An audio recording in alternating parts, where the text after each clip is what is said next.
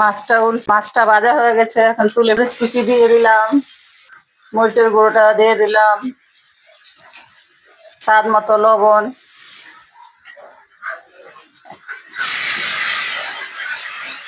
কেউ ধাক্কা দিবেন না, সবাই লাইক শেয়ার কমেন্ট করে যাবেন। আমি সবাইকে লাইক শেয়ার কমেন্ট করি।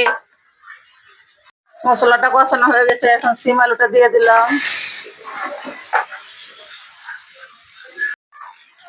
তরকারিটা কষানো হয়ে গেছে,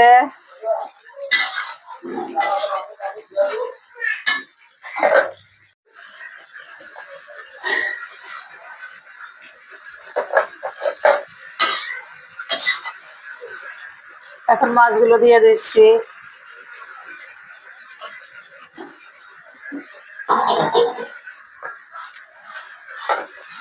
এখন ঝোলটা দিয়ে দিলাম। এখন টমেটোটা দিয়ে দিলাম।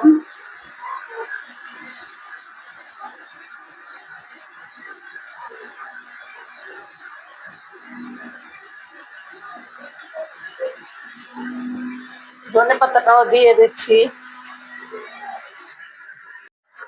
তরকারিটা হয়ে গেছে, এখন নামিয়ে ফেলবো।